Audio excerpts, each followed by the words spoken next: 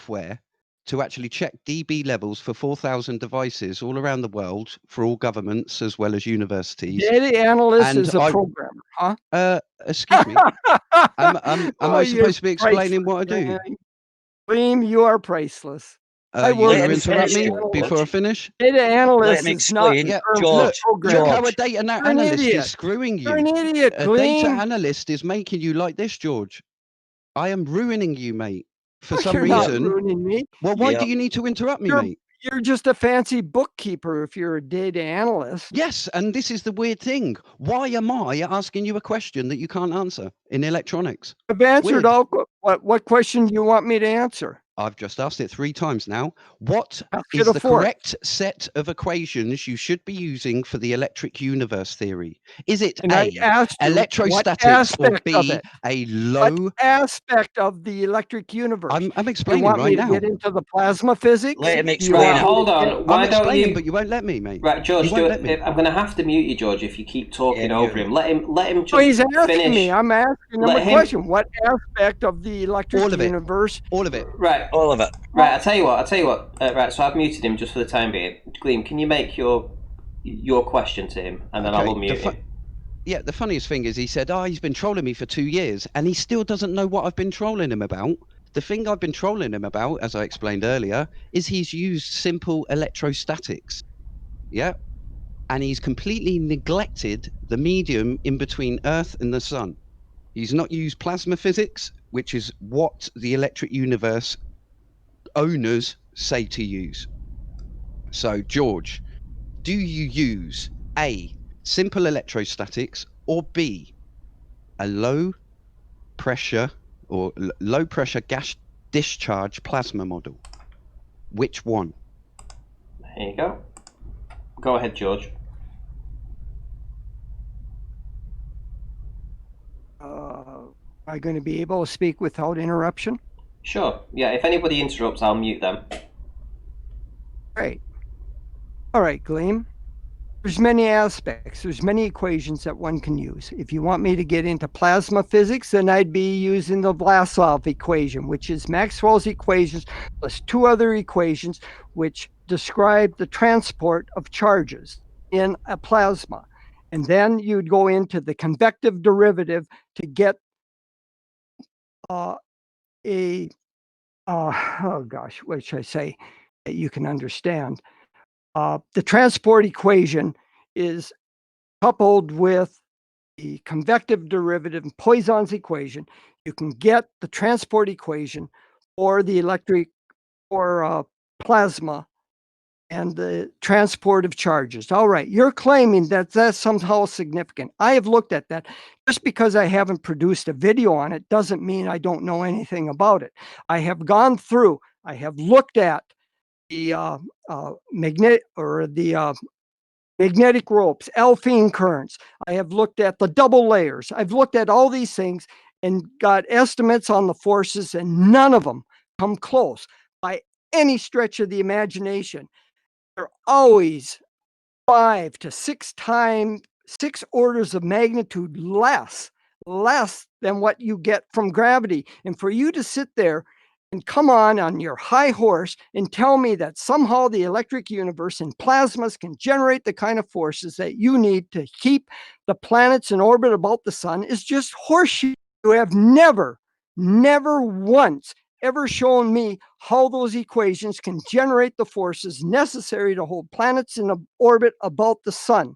I've asked you to do that for well over a year. You refuse to do it because you don't know how. Incorrect. I've always come back with neo-Lorentzian theory. Everybody knows that.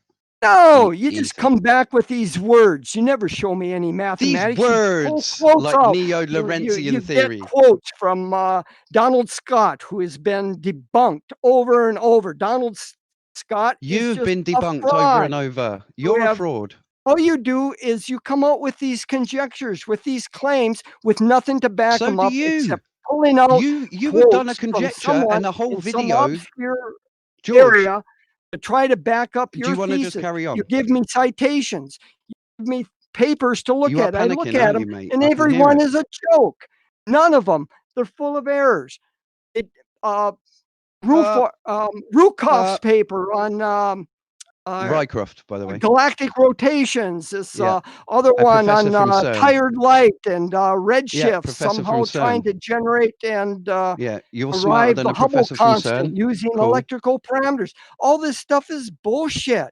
Yeah, You the don't get guy it. who actually wrote those papers invented bubble chamber analysis in Make CERN. a video and show me how all these things work.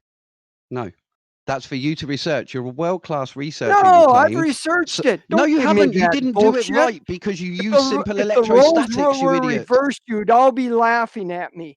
We should are all be laughing at laughing at you. Gleam because he refuses to do any of this. He tells me I should do all the work for him. I should do the research. Well, I have done the research. I do Not at know all. the You have transport not. equations. I do know the You have not. plasma equations. Okay, right. Okay, so all this, I do know this stuff. I have done the calculations. No, you haven't. All this you have, you haven't, you have, you haven't, you have, you haven't, you have, you haven't, you have, you haven't. How about you get into it? Right, so George, do you want to make the claim against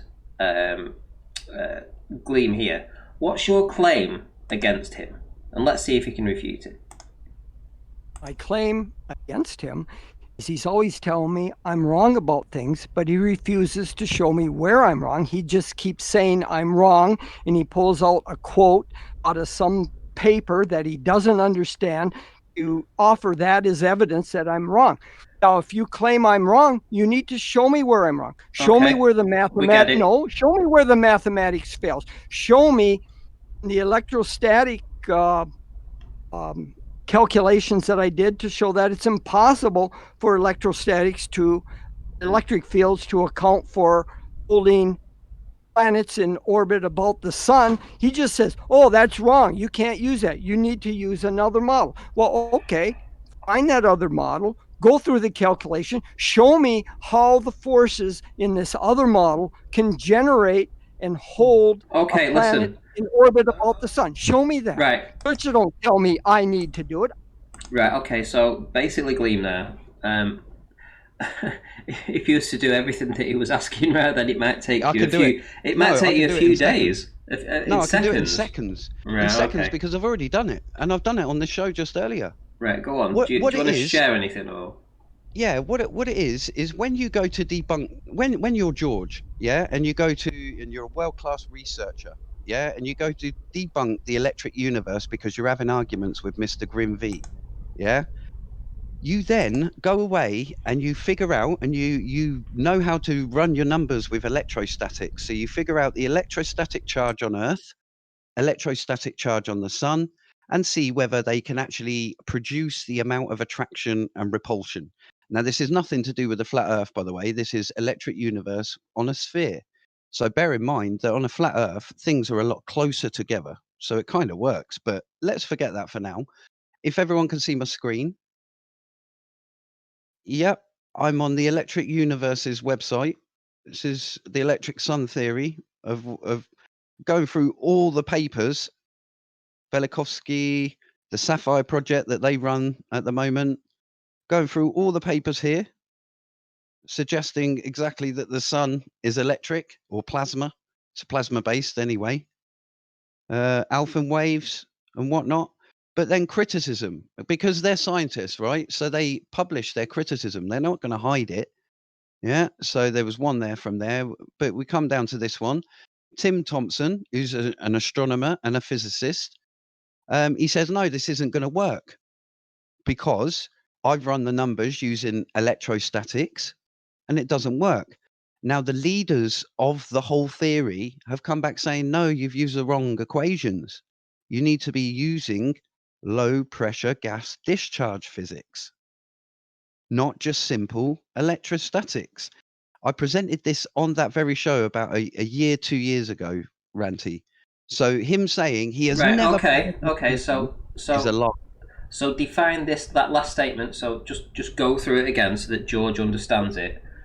Don Scott is the deputy. Wal Thornhill is the major manager, the CEO, let's say. So Don Scott has replied that Wal Thornhill has already referred Thompson to low pressure gas discharge physics as being the appropriate model to use, not simple electrostatics. Okay. So is George trying to tie this into electrostatics? Well, yes, he has only done a video on simple electrostatics, and that's when I got involved. I typed on there and said, no, wait there, mate, you're using the wrong equations. And all it's ever been since then is, no, you make me a video. And I'm like, no, I don't have to make you a video. I'm just making you aware you've used the wrong equations. There are about 3 or 4 other electric universe heads in there saying, you're using the wrong equations, mate. And in So 2 years... George has done a debunk using the wrong equation, correct? Yes.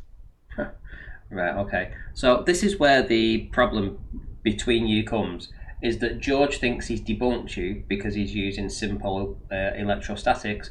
And what you're saying is, and have been, but he's not listening, is that you should be using this low pressure gas discharge physics, yeah? Yeah, and I've never said I'm an expert. This is his narrative crafting. I've always said I'm a data analyst.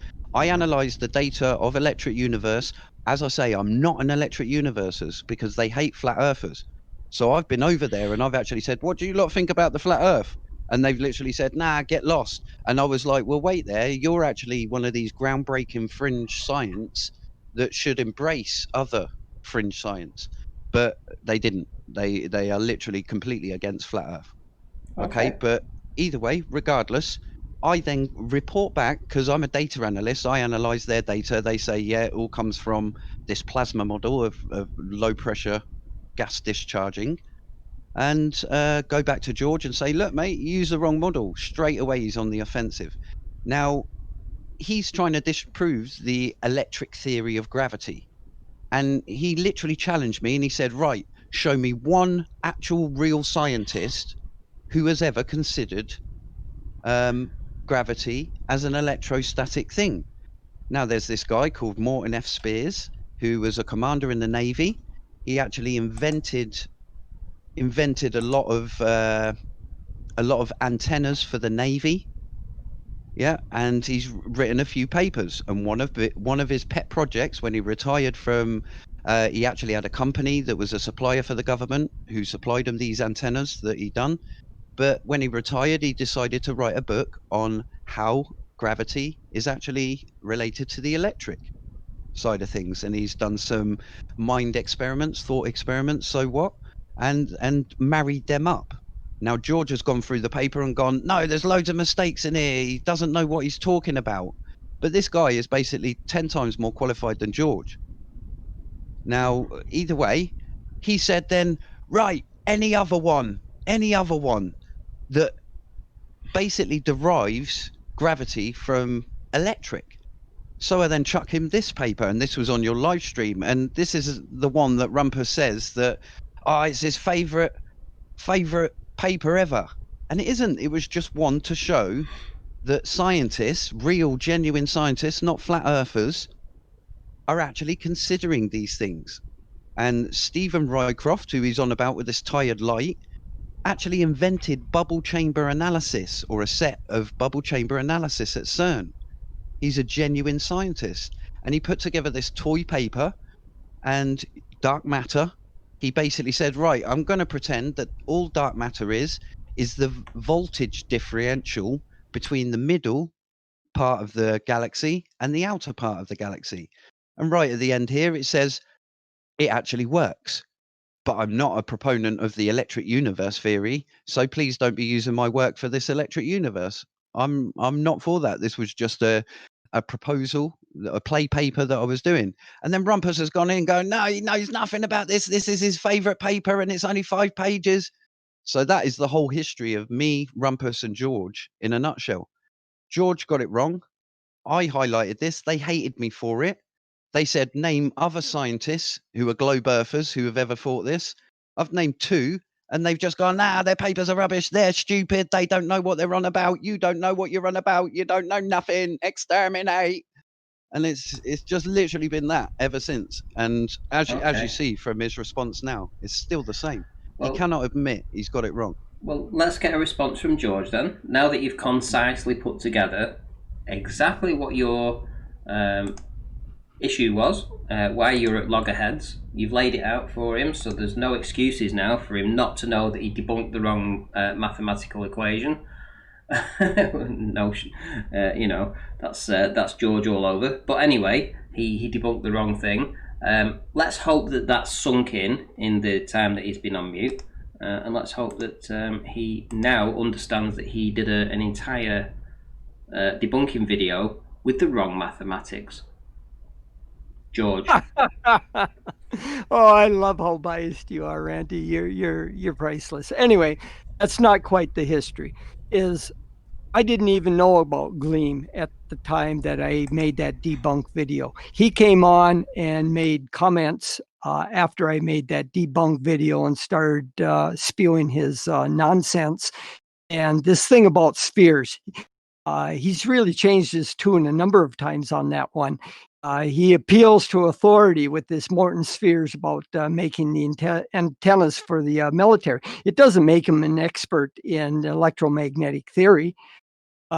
What Spears did, he made this paper, and that Gleam presented to me. He was presented, oh yes, the Spears knows so much more than I do. He's an expert in these areas. Well, just as Gleam just said, he's claiming Spears knows orders of magnitude more than me. Well, I looked at the paper, and I'm going, what?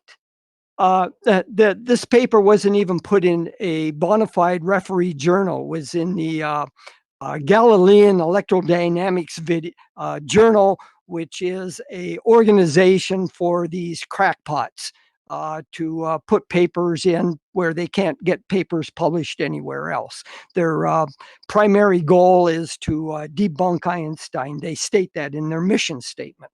It's just a BS organization. And so I'm looking at this paper by Spheres, and I made a video on it. I made what I called the EU challenge video. After reading this paper, I put it to my viewers out there. I said, here's a paper. I want you to look at it and see if you can find all the errors in this paper. It was a teaching video. It was going to end up being a teaching video because a number of my viewers are interested in electromagnetic theory. So I put it out to them as a problem to look at. And then in my next EU debunk video on this paper, I said, all right, now let's look at the paper. Now that you've had a time to look at it, here I'm going to go through, I'm going to tell you where in the paper to start looking to find the errors. And I outlined some of the errors. And if you go into that second video, there is a conversation between me and Olaf in Scandinavia, and I outlined in the comment section everything that's wrong with that paper. And he and I had a discussion. I doubt that Gleam has even gone to read that paper that was trying to tie the universal gravitational constant into electrical parameters is just total bullshit. And that's what he was trying to do. And Glean was so proud of this paper that it was showing a connection between electrostatics and the universal gravitational constant, which we call big G. There are so many errors in there. One of the things, the glaring error that he did is he used what's called the classical radius of an electron. An electron, we don't even know its radius. The classical radius, I'd love to ask Gleam if he understands what the classical radius of an electron is. It's to do with the cloud. Because and it not if I actually say being it here, shelled. then he's going to know. But basically the thing is, that was critical for spheres to get big G out of electrical parameters. And the classical radius of an electron is the wrong thing to be using because it's fictitious. It's not a real radius. It's not a real physical radius. As far as we know, the radius of the electron is less than 10 to the minus 18th meters, and the classical radius for an electron is more than 1,000 times larger than that. In fact, it's 3.5 times larger than that of a proton, and a proton is 1,833 times more massive than an electron. So when do you take an object that's 1,833 times more massive than another object, and that lesser object has a larger radius, has a larger volume? It's bullshit. Oh, The thing is, no, you shut up, Jimbo. Hey, you shut up, Jimbo. Hey, do I? No, Let I someone sat and else listened speak, to Glenn George. for over 15 minutes, and I'm not going to have equal time. What's with this bullshit? Okay, What's listen. with Let's get bullshit? hold on. Let's get the last What's with two. no? Wrap it What's up, with George, this in 2 more bullshit? minutes. 2 more I did minutes. not interrupt Gleam. I did not interrupt That's fair Gleam. Why enough. are Yeah. you allowing people to do this to me, Ranty? Can you? because someone Stop muted this you, George. bullshit. Stop Can this you? bullshit. Can you wrap it up in the next 2 minutes, George, please? Oh, how long did Gleam sit there? Well, I you've had to been sit and listen to Gleam for You've been close to talking the whole show, 2 George. minutes.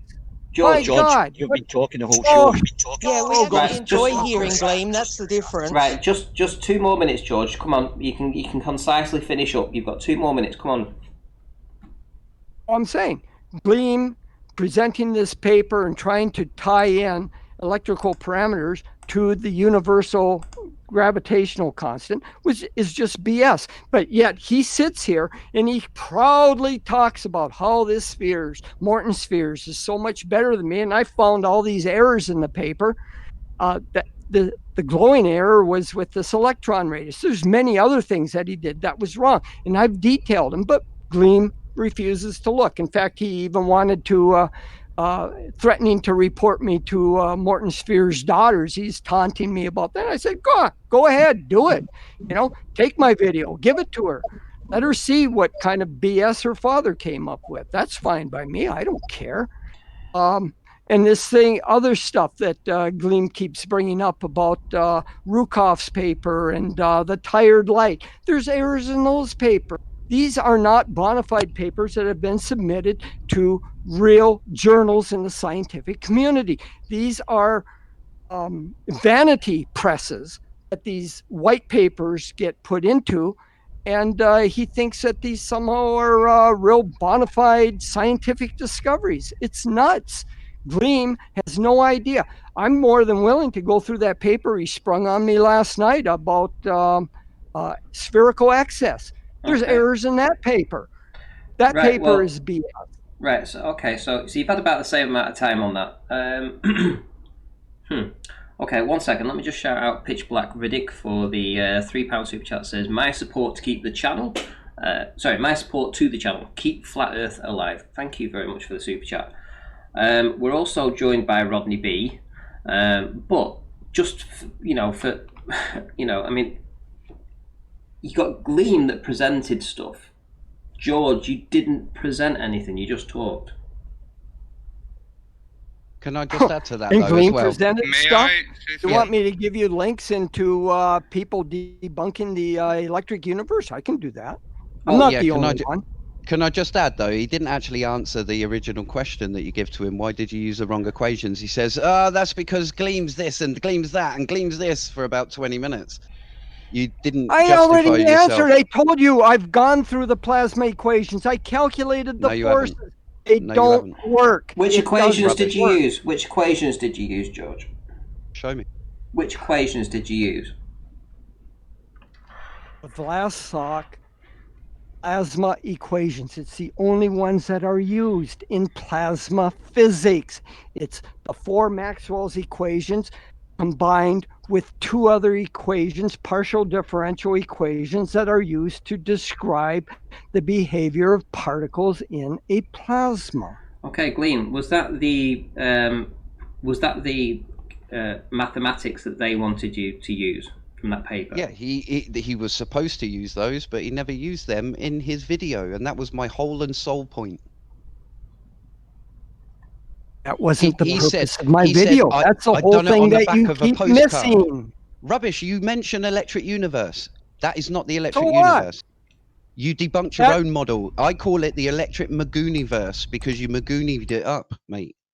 I'm not interested in the electric universe. I just did that well, why one do a video on it and your Spears paper. Yourself. This is not a big issue for me. This is a big issue that's dear to your heart, and I don't give a damn, frankly, dear. All right, George. Sorry, Gleam. Gleam, I just want to ask George something. Right, you made a statement about, does an electron have mass? Yes. Right. So if something has mass, it'll have density, right? Generally speaking, yes. Well, yes or no?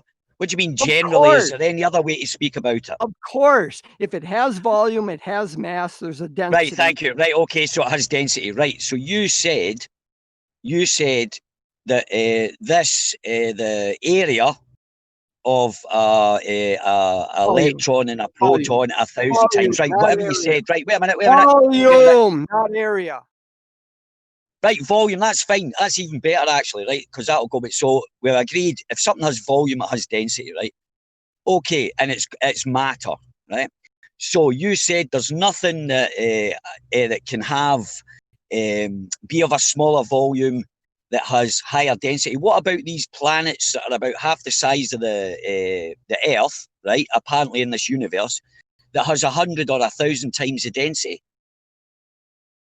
Didn't say anything about density. Yes, you did. You talked about. You said that it could. Yes, you very well did. Oh, yes, I you did not mention density. Otherwise, no. I know you never. 1 second. Let me finish.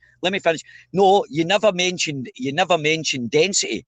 But we agreed that the electron. You said that there's nothing that could be smaller. You were saying, but it's 1,000 times more volume than this other one. But volume, object of the same size, you could get two objects of the same size. One, they've got the same volume, right? But 100 times different density. So what you're saying is a load of shite then, right? No, you're missing the point. No, you're missing I'm the not point. missing the point. You wait a minute, let me finish. Answer. All right, okay. But please don't take half an hour. Go ahead.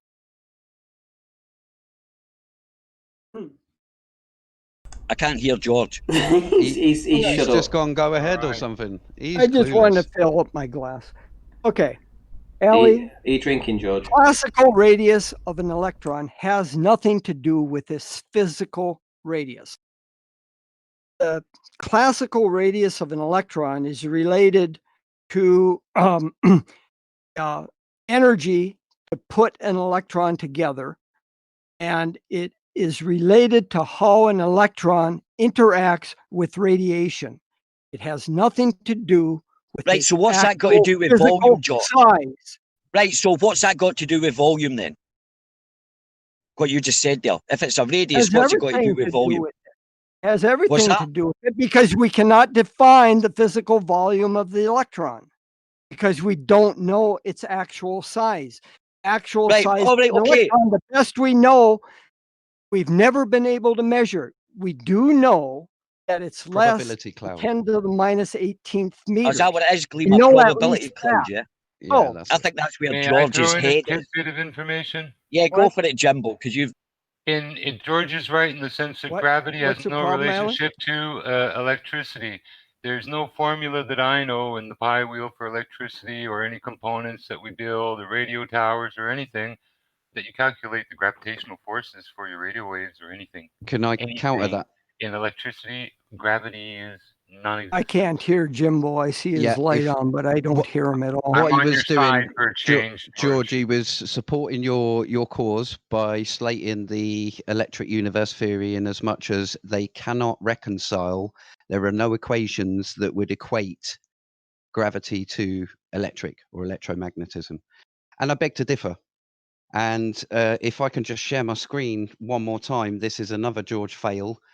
And you can answer me this, George. I mean, I'm not an expert in Einstein's relativity, but I've got a little statement from you here from Sean G's a while back saying let has nothing to do with Lorentz transforms. Is that a correct statement? Did you make that? Just to make sure that I'm not making this up. Okay, I'm going to take that as yes. No. Is that right? You better take that as a no then, Gleam. Did you write that, George? What do you want to know here? Did you write that? Just because there may have been one misspeak at one time that somehow this is all going to come. Did you write it, George? I have to say, is that it? Just asking you, did you write it? This is what you do, Gleam. You Oh nitpick. my God! Look at you. Did you I'm write, just asking you a George, basic question. did you bro. write it? Simple. Did you write that? I may have years ago. Okay, that's fine. It was about a year ago. I'll give him that.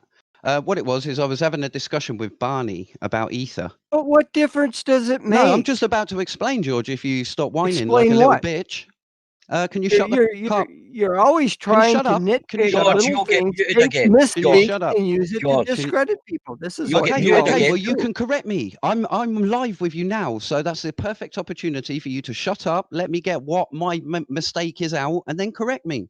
I'm open to be corrected, mate.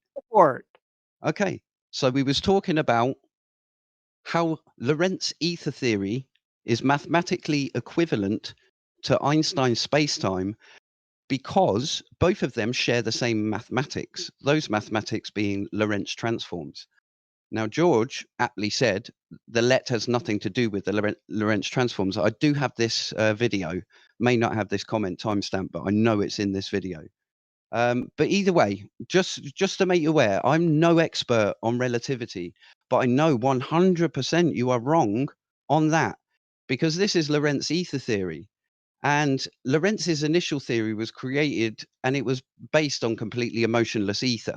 And that's what the MMX experiment removed. But today, let is known as Lorentzian or neo-Lorentzian interpretation of special relativity. The introduction of length contraction and time dilation, you know, them Lorentz transforms bits, for all phenomena in a preferred frame of reference, which plays the role of Lorentz's immobile ether, leads to a complete Lorentz transform. Okay, so see the Robertson-Mansouri sex test theories, because they do it. Because the same mathematical formalization occurs in both, it is not possible to distinguish between Lorentz ether theory and special relativity by experiment. However, in let, the existence of an undetectable ether is assumed, and the validity of the relativity principle seems to only be coincidental, which is why people prefer to use special relativity over let, but they are both identical. Now, let was born, the transforms were born out of let. And for you to say let has nothing to do with the Lorentz transforms is a complete demonstration that you do not understand this. Now I'm going on mute and you can respond. see, this is what you guys do. You pick out something that this is just like quantum eraser. That you wrote, George. Shut up, Ranty. You wrote it, George. Oi, shut up, address what Gleam said and stop insulting I am. everybody. That's what No, he you're does. not. You're insulting Picks people. out something. Just that say was you're sorry said and you got it intelligently, wrong. Just say you're shut up. Just say you're sorry and got it Jesus, wrong. I'm answering it. Well, say you're sorry and got it wrong and move on. Dead simple. Apologise to the man. I'm not apologizing to him. For what? Hey, he's so thick. How can I apologize to What him? do I'm I too intellectual. apologize for? You apologise Forget and then you wrong. move on. And then once you've apologised, I may have misquote. George, may once have, you, made a George, misstep or George, something. you The don't get whole it, do you? idea of Lorentz, George, you don't get it. Once you've apologised, he can never bring it back up again. And then you move on. Because the next time he brings it up, you say, I've addressed that. So, hold We're getting on. something wrong. The longer you hold on to it, the longer you hold on to it, for what, Ranty? Because the I longer may have you hold on. That wasn't Do I have misspoken. to You typed it. apologize every time I've misspoke? You typed it, George. George, I will say there's about 20 minutes worth of conversation where you're slating Barney, basically saying either Barney has lost the plot or he's made a grave mistake when Barney has come in saying, I actually agree with a lot of what Gleam said. Don't bring up Barney. Barney's not here. Barney and I can't talk. This, if you're going to treat, cool. Well, if you're going to Gleam, submit drop that link. hearsay, Drop that link, Gleam, in the chat in the general, please. Conversation. This isn't going to work. Do not get to bring in hearsay without having. No, I've got the video, I mate. cannot I'll show you challenge the or video. I cannot cross-examine. You don't do this, Gleam. I'll Don't show pull you the this shit video. on me. What do you No, mean pull this stop shit? I've pulling this cited shit on everything, me. you little I'm prick. trying to- You've done this is nothing but between chat you shit. and I. This has nothing to do with Barney. Has nothing to do with Okay, Sean G. that's cool. I've got it literally in a video right here, mate. I don't care. It's you Unless you typing in bring the side Barney chat, you in for twat. me to have a conversation with Barney, you need to let it go. Right, no, it's me Right. and you. That's what I'm No. saying. Yeah, let's get this No. right. So No. It's in right. the, So it's in the chat now. I think what we're going to do, we're going to drain in ether. Okay, listen, we're going to You move were on. talking about the electric universe, not ether. This is the thing that he wants to do. What, when the Right, whole listen. video's Getting called off Proving topic Ether? here, He wants to bring You're in alive. his ether theory. Right, George, we're going to move on because to the audience that's watching, Gleam is correct. He presented his citations, his information, his proofs. You just said nah. That's all you done. Okay. That's all All you right. did. Well, I'll bring in. How about if I present here the parts on Sphere's paper that are wrong? So Want that's me to do something that? that you've not talked about tonight, then, yeah? You completely just ignoring everything that's gone so far you're and ignoring. moving. See, No, You're not going to I'm just allow asking. me to submit my evidence. Yes, that's I have fine. evidence But to show that the Sphere's but hold paper is on, wrong. I hold can put on. it up here just like Gleam did. George, why do you keep over talking me? So all I'm Because saying, you won't let me have a chance. George, you've had all night to present something. You've been arguing for the past hour and you haven't presented a single thing, and now you want to present something that we've not talked about tonight. No, Spear's paper was talked about. He brought that up. He talked about it for over 10 minutes. I've got Spear's paper here ready you to go. did, You you want me idiot. to present it and go through it with you? Gleam didn't speak about it. Yes, he did. Orton presented it. Spears. I Go presented back it and I listen. explained Get the shit that out of your ears. Listen, though, George, it was presented because you said there is no scientist, professional scientist, who would ever consider gravity. No, I didn't say that. I said electrostatic. Spears You did, was didn't- wrong. No, you didn't even know of Spears until I presented it, and then you falsely said it was from the electric universe. You Yeah, said but loads of people Gleam- in this electric universe theory, and it wasn't. It was just me. They don't even believe that paper. So when was this? Yesterday, yeah? This was years ago. Literally Right, 2 yeah. years ago, I presented it. Okay, fair enough. On your channel though, Randy, it was in your Yeah, side well, channel. I can't remember everything that happened 2 years ago. No, that's it. No, but either way, he only jumped onto that because he's avoiding the core question. Why did you use the wrong equations? And I think we've got to the I'm not bottom root avoiding of the it. core questions. You put this as in support of your electric universe that somehow gravity, the universal gravitational constant, was tied into the electric universe and electrostatic parameters. Yes. That's what you did. So Yes, I went because through I the was paper, talking about a I unified field accommodated theory. you. I went Yes. through the paper thoroughly, found all its errors, and showed that Spears was totally wrong. But was he a professional scientist? And so was cares? He's Stephen wrong. Roycroft. It doesn't matter. Professional scientists Einstein was can be wrong. wrong. He Einstein went was into wrong. an area Is he a he crackpot? shouldn't have gone into. He was Einstein not was wrong. He set his competent to be cosmological talking constant about wrong. this. Right, okay. Einstein was wrong. Okay. So right, is he listen. a crackpot? Okay, so right, I think what we need to do now is, we've got more people waiting to talk. So Rodney B, are you there? Oh, hey, what's up, guys? Hey, you're right. So I don't know if you've had a chance to have a look at the Discord chat and see what George had been saying about yourself. Did you get a chance to see that? I didn't read it in chat. I heard it. I heard you quote him on my ride home from work. All right, okay, that's fine then. So, do you have anything to add to that? Because I know you joined the stream for this reason, so I'm kind of preempting something. Is there something you want to say?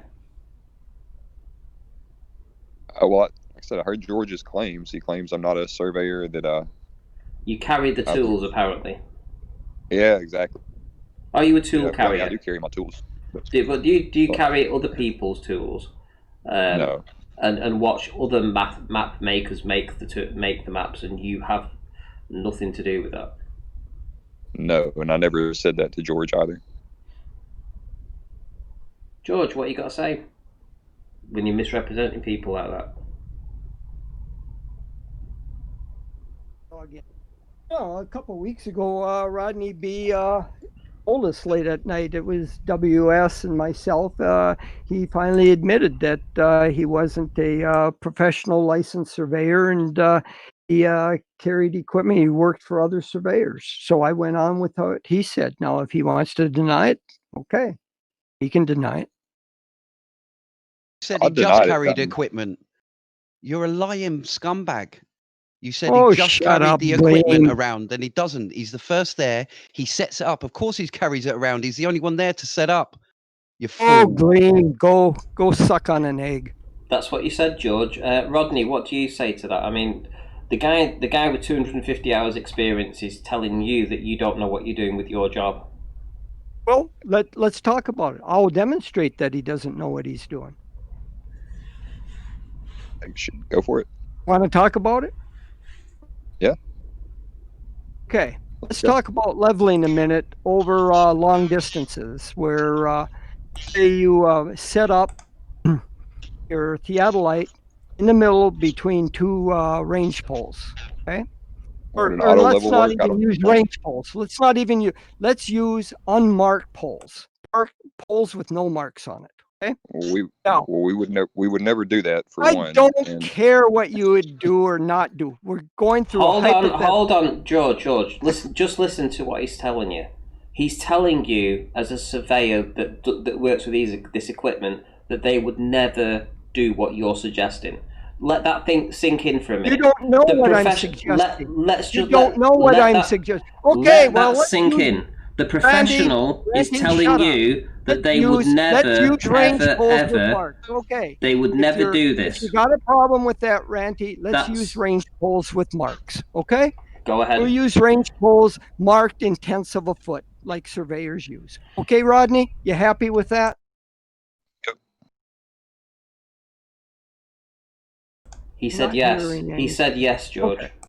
All right. So we have a whole set of range poles. Okay. We set up two range poles, let's say 150 meters apart. We put our auto level in the center. So it's 75 meters from one, or do you want me to use feet instead of meters? Do you have problems with metric system? You can use whatever you like. I get what you're going for. I'm not getting your audio. Yeah, what do you want me to use, metrics or English system? Whichever you prefer. Yeah, I'll use metric system. All right. So you have two range poles set up 150 meters apart. You put your auto level in the center. Okay. Now you do your back side. First pole is A, the next pole is B, and we're going to go alphabetically. We're going to go about a mile out. Okay, so we're going to do several setups. We're going to do let's see, 100. What? The mile in the metric system that you're going to use? Oh, Jesus Christ. I'm okay with it. Will you please mute these guys so that Rodney B and I can have a conversation? Okay, listen. Right, okay. It is kind of funny, though, that you're trying to mix these things up, but it's fine. Right, everybody just let George dig his own hole. Well, I'm trying to say so everybody can understand. Okay, I'll use both. I'll use both systems so that those unfamiliar with the metric can understand. All right. At 150 meters, you're looking at about 500 feet, okay, at 150 meters.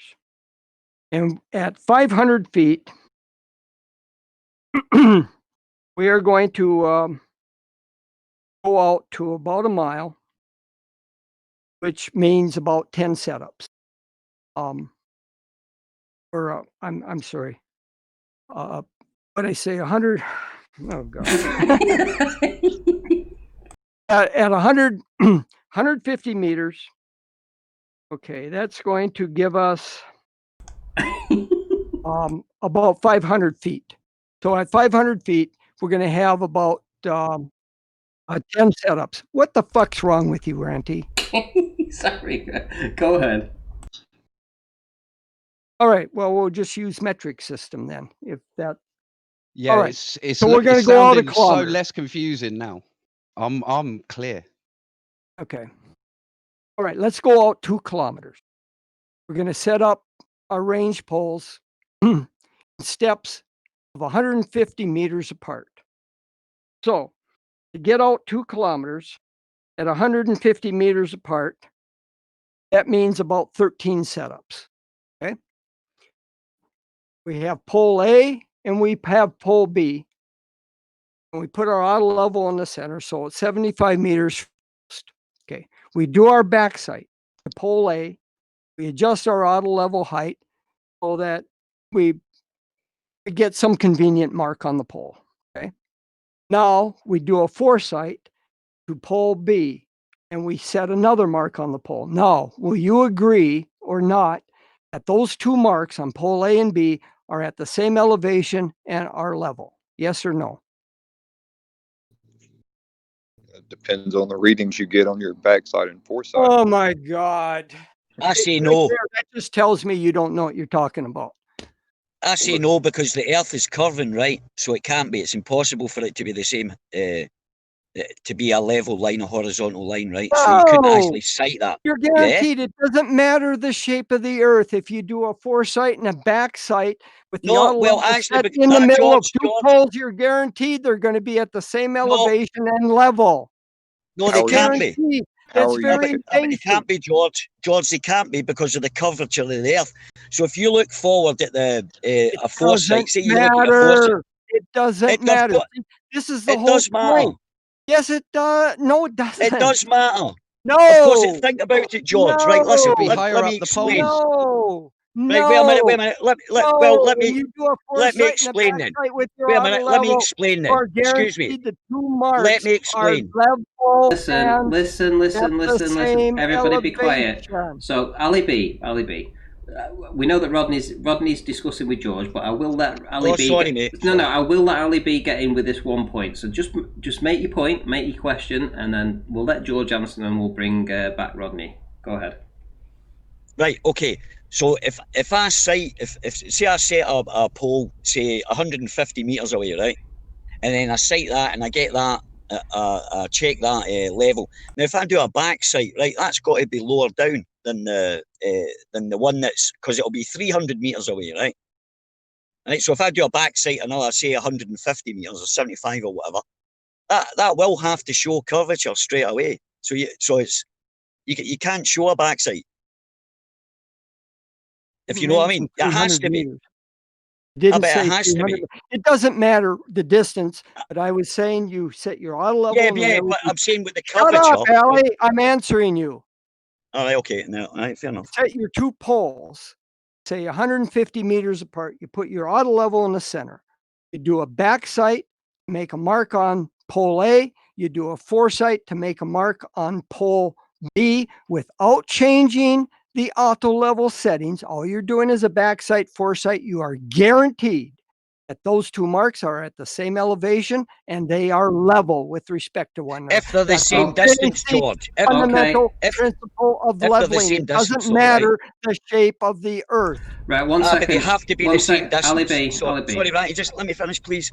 But I just want to get this right. So if I do a foresight at 75 meters, to get it absolutely level and be sure, I have to do my back sight at 75 meters. So that is the only time that the foresight and the back sight will show level.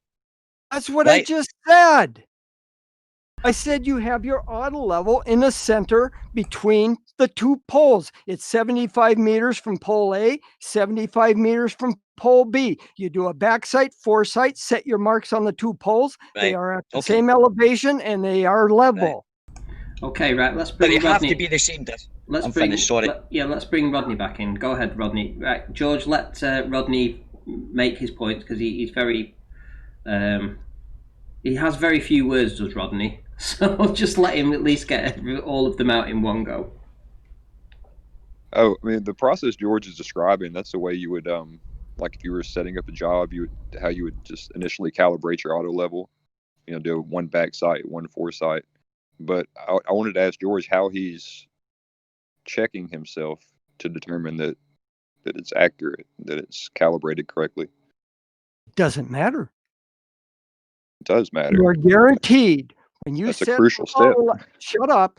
You are guaranteed when you put an auto level in the center between two poles, it doesn't matter if the auto level is inaccurate or not, is maladjusted, is out of adjustment. If you do a backsight and foresight, that's how you set up your double peg test to begin with. That is guaranteed. It doesn't, if the refraction, the temperatures are the same, you are guaranteed when you do a backsight and a foresight with your auto level, with the compensator working properly, that those two marks will be level and will be at the same elevation. That's guaranteed. Okay, Rodney. Rodney, what would you say to that? I mean, obviously you said up you use these things. Is that the way to calibrate it, or I mean, how would you go about calibrating it and doing this? Well, he's missing one crucial step. That's why I asked how he's checking his accuracy to make sure that the auto level is calibrated correctly. Okay. Shall I unmute him and ask him, or do you want to tell him what that step is? Or should we let him try and figure it out? Well, actually, let's try and figure it out. Let's see if George can figure it out. Go ahead, George. What's that one step that you're missing? I wasn't talking about calibrating. All right, if you want to calibrate, what you do, I described it earlier. You start exactly as I said. Oh my God. You have two poles. You set your auto level in the middle. You do a backsight, put a mark on a pole. You do a foresight, put a mark on a pole. Then you move your auto level either forward or backward towards one of the poles. Will you shut up? Yeah, just let him finish. Rodney, just let him say what he's got to say, because then you can address it once he's finished. Yeah. Go ahead, George. Go ahead. All right, so you have your two marks on the poles. You're guaranteed that they are at the same elevation.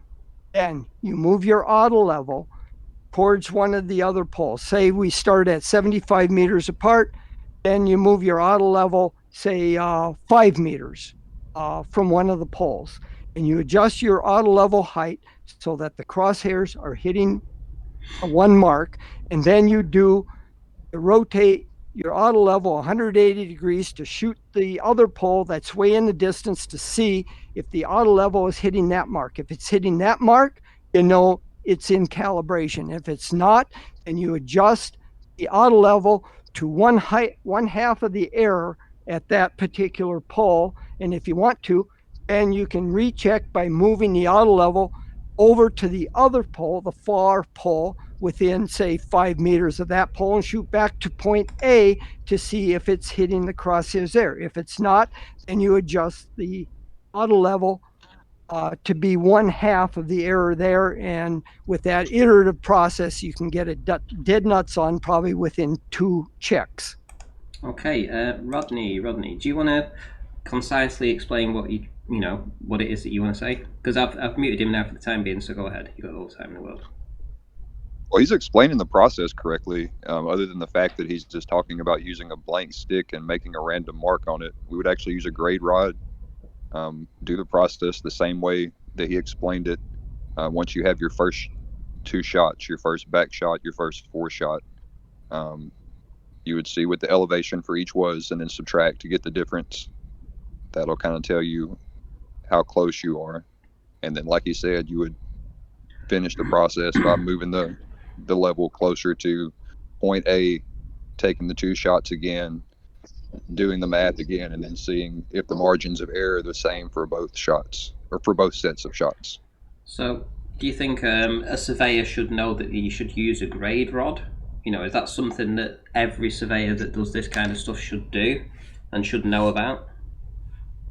Oh yeah, that's the only thing that we use for something like that, unless you're shooting targets, like with a total station, or if you have a laser level, you would use, obviously the prism and the laser. But yeah, a grade rod is what you're going to be using with an auto level pretty much 100% of the time.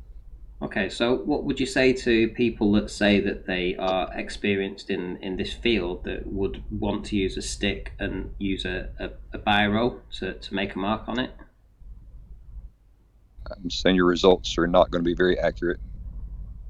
Okay, so the grade rod would definitely be the thing to use. Because George has never spoken about a grade rod. I've never heard him say that in his entire time in this arena. So there's no way, because like I said, there's just say if your initial shot is 7.5, that would be 7.5 feet, 7.5 feet, and then your fore shot is 7.6 feet. So you have a difference of a tenth, which is pretty high, and normally it would be within a couple of hundreds actually.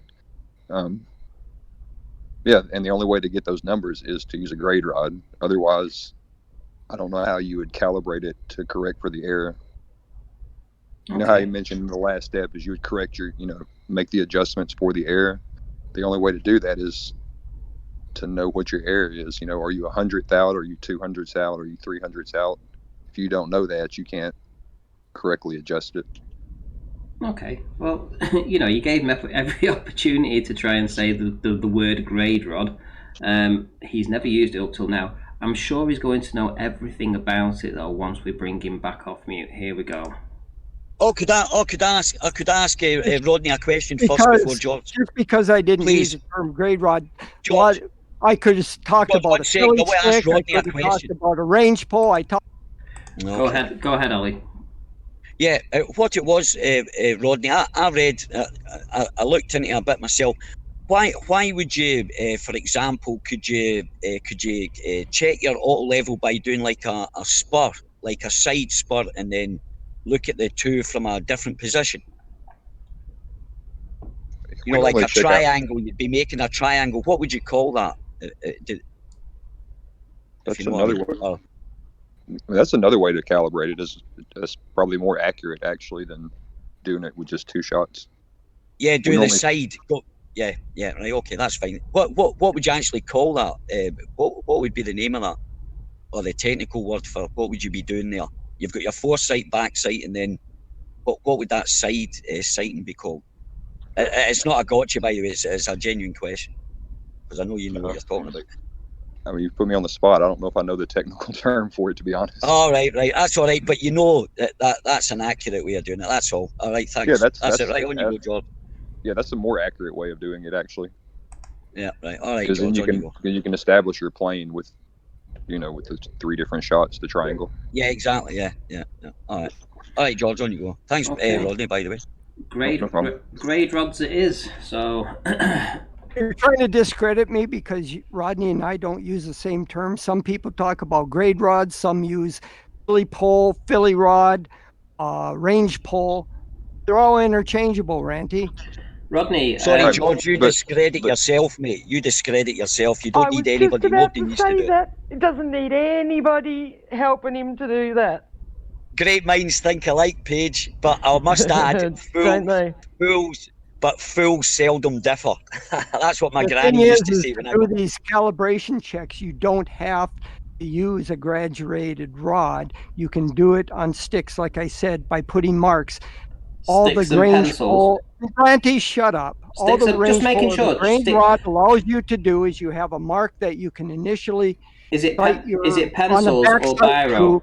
And then you can go over and do your foresight to another pole and get the numbers. Sharpie. I think it's definitely a Sharpie, Randy. I think Sharpie's more waterproof than a biro or even a crayon. I do tag testing for electric. Definitely Sharpie's the way to go. That's what I'd use. They're cheap as well. They last a long time. We got it now, George. We got it now. So what's your preferred crayon, George? Is it biro, edible, pencil, crayon? I mean, what do you mark your stick with? Randy, what do you mark your stick with? Seriously, it's a serious question. Confirmed that I was describing the process correctly. Now, if he wants to use a grade rod to do it, that's fine. But you don't have to use a grade rod to do it. All you do is sight to see where above or below the mark that you made on the second pole is. You can. Right. So he said that you don't need to use a grade rod, Rodney. You explained in detail how accurate they were. For proper surveyors, people that use this day in, day out, can you explain why it is imperative that you would use a grade rod? For my job, our tolerance is usually 3 to 5 hundredths of a foot. So And we have to be pretty accurate. Just a mark on a blank stick doesn't give us the information we need to do our job, really. And that's The only Put it time that I way. could the only time I could think that you would do something like that is it, like I said, if it's not a job that has to be super accurate. For example, if you were doing like construction surveying, and to say you were setting grade for someone who was going to pour a curb, like along a parking lot or a sidewalk or something like that, and they need their grade, so they can know which way to pitch the curb for the water to flow correctly. So when it's something like that where it doesn't have to be super accurate, and where the person who's actually pouring the curb is probably going to have to make some adjustments anyway, just because of things that come up. Yeah, you could take your GPS, which was what we would use as a GPS, and you could kind of hold that, right against your stake, and kind of raise it up until you got your target elevation, and then maybe make a mark with a Sharpie. But that's when your tolerance is like 0.2. But like I said, we deal with hundredths, so 0.2 wouldn't. Well, yeah, proper surveyors deal with much smaller margins of error. George, as he says, he doesn't really do this much. 250 hours, and he would rather use a pencil or something, or a Sharpie. Yeah, and if you're doing that, like the farther out that you're shooting, like he was talking about shooting really long distances, like I believe I heard someone say 6 miles or something like that. If you're not holding that grade rod perfectly level, any tilt backwards, forwards, sideways is going to throw your measurement off a lot, especially over a long distance, because just a really small movement on the grade rod could come out to a big difference, in your overall numbers. So if you was to sum it up, would you say George's methodology and the equipment that he's using is amateurish at best? Oh yeah, definitely. I mean, he's got the process of some things down almost for an amateur, but not professional standards by any means. Wonderful. Right, George, what have you got to say to that? Are you going to let me answer that, Ranty? Of course, yeah. I took you off mute. Okay, Rodney, I never implied that you use a blank rod for your job. I said you can use it for doing the calibration, and you can take a thin pencil mark and put it on these blank rods if you wanted to. If you take your grade rod, if you wanted to, but I wouldn't. Rodney, if you take a grade rod that's marked in tenths of a foot, okay, 1.2 inches, or even half that, that's not going to give you the precision you need. If you were calibrating your equipment, my God, at 480 feet, when I'm calibrating my auto level with 2 poles, 2 targets 480 feet apart with the auto level in the center, I can see a difference of 1/100th of an inch. How are you going to get that with a grade rod? You're going to have to put a mark on your grade rod in order to get any sort of precision in aligning your auto level. A grade rod with 1/10 of a foot marking is way too coarse to precisionally dial in your auto level. Now maybe you have a final rod that you're going to use, or you put a mark on that rod, that's fine. Never implied that you're going to, after you're done calibrating, you're going to take out one of these blank rods to use on the job. No, you wouldn't do that. All I'm saying is we're talking about the initial setup. You have the grade rods at your disposal, fine, use the grade rods. But if you didn't want to use a grade rod, you don't have to. You can use blank rods and put a mark on it and get the 2 marks level, and then move your auto level up by 1 and shoot back to the other. And the amount of difference that you can eyeball what 1/2 is to dial in. You can go back, make that mark, and shoot in between the 2 marks. So, it's disingenuous for you guys, particularly you, Ranty, to say somehow because I don't do the same procedure as Rodney and we will get both the same results. I might even get a better result from him if all he's using is a grade rod to do his setup with, and to call it amateurs, that's bullshit. This is the way I was taught by a geodetic surveyor. That's the National Plains advisor for all the. Okay, so quite some time ago, George was obviously trained in this. Obviously, techniques have moved on, as they do. You know, I mean, I don't want to say how old are you, but would you say that grade rods have become more the staple now? You know, with the way things have moved on, technology and stuff. Rodney? No. He's had to step away, I think. Could I ask Rodney? Okay. I've Can I just one question before I go. Hold on. Oh, sorry. Hold Yep. on. Yeah. Well, go ahead, Rodney.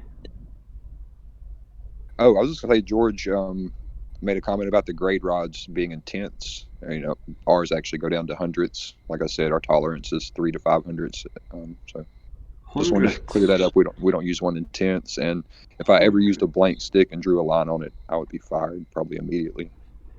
Well, that segues into my question, Rodney. Right? That if you had a surveying business, would you hire George? Oh no. All right, I'm out here, Randy. Maybe as an apprentice, I could hire him as an apprentice, and we could teach him some things. Oh, okay. Right, I'm out here, guys. Thanks, Randy. It was good listening, and thanks for your patience or whatever. And Brandon, well, a word of warning to George. George, if you want to keep coming on here and spreading the truth, quotation marks, to the audience, yeah, you better learn to be a bit more, have a bit better manners and stop telling people to shut up, especially the guy that owns the channel in the first place. But as I say, it's just a little tip. And yeah, good night, everybody. Thanks very much.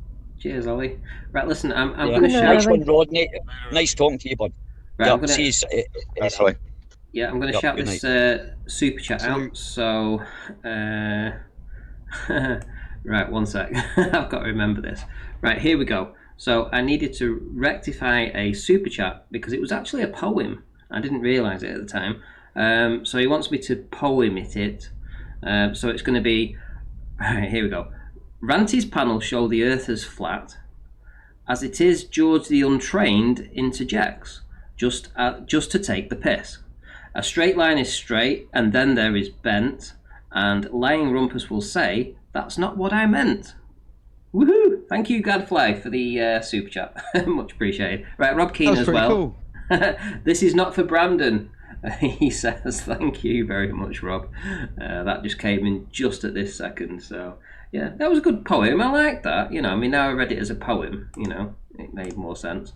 And he got to change some of the words as well, because he wanted to change it from rumpus to George the Untrained. So how about that? Excuse me, Ranty. Yes, when Paige. you finish talking about the Odolite stuff, can we check out the little 5-minute video that I put in about the Doppler effect on your, I think it was on general. Hold on. The Doppler effect. Yeah. How long ago did you post that? Oh, just last night. Can I you can repost post it now? it Because again. there's a lot of Yeah. lot of conversation that have gone on since then. Yeah, sure. I mean, maybe George has got a final response to this, but it would appear that, you know, the surveying teams out there nowadays wouldn't employ George with, you know, pencils and sticks. You know, they would rather use It's better had to do technology with than that. calibration. It had nothing to do with going out and making measurements. And the procedure I described is perfectly valid. Rodney knows that. He's trying to just, you're just censoring and bringing out leading questions to try to discredit the methods that would perfectly work in this situation for calibrating the equipment. We're not talking about going out, surveying and making measurements. All we're doing is to check the auto level. And we haven't even gotten to the meat of the problem where I was trying to get at first and step Rodney through the leveling process to see whether or not he understood how the auto level would work on a curved Earth. We haven't even got to that. You just want to sit and obfuscate with these trivial things. So let me get this right. You I want just to ask. reposted it for you. You want to ask the surveyor that does this for a living. You want to ask you as the 250 hours untrained professor. Oh, stop this nonsense! Wants to Royce. turn Yes, around. I want to ask him. I want to see if he understands the geometry of a round Earth and how an auto level works on it. Yes, I want to see. I am He knows sure. that. I am sure as a professional, he's fully aware. No, of that. no, you're not sure.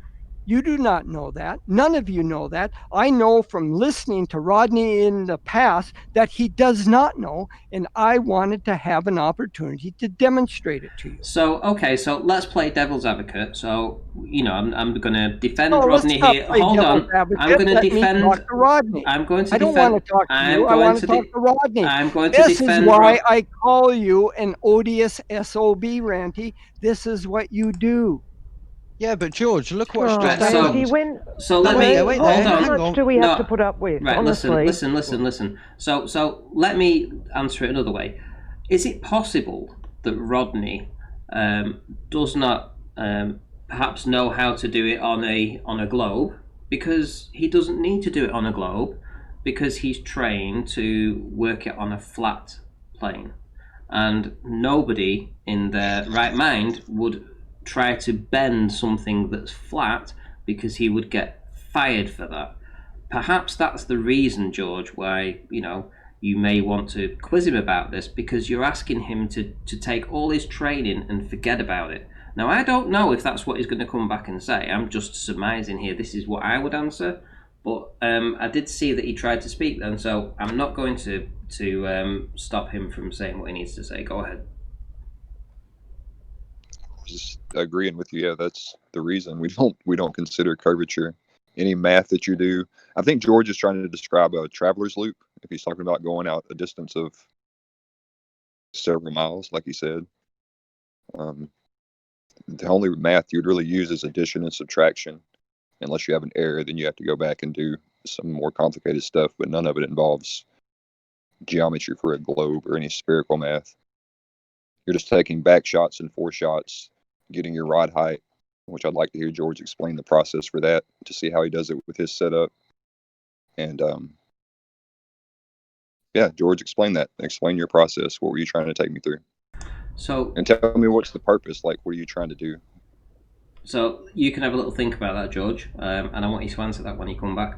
But in the meantime, I'm going to turn around and just tell everybody in the audience that surveyors aren't trained to work over a curved surface. George, what he's going to try and do here is try and quiz somebody on something that they don't take into account curvature, because it don't do it. But he wants to then try and get a gotcha with asking him to say, well, try and work it out on a curve. They don't work that way. It's not the way it works, right? Let's bring George back and let's see if he's going to answer Rodney with his question. Go ahead. Could I just highlight something before he does and just basically say George has had an opportunity for about 10 minutes to go through, and he was so confident in debunking Rodney, but both of them have actually agreed I've never with the had same an method. opportunity. We've been stuck on calibrating and Go ahead. And you're both agreeing. That's all I'm saying. I'm saying the observation is George is coming in all hot, going, he doesn't know how this works. He doesn't know how this works. And essentially all I've heard is them both agreeing. So I don't understand why you're so cryy about it, George. And Rodney's being calm as hell. He's explaining it. He sounds proficient. Okay. And you're the one sounding like the mad nutcase. So just calm it down and answer what Rodney just said. I actually think that Rodney B is Globebuster material. Seriously, I think Rodney B should be picked up by Bob from Globebusters and Jeranism and get to do a little presentation and a chit chat on there. How's that?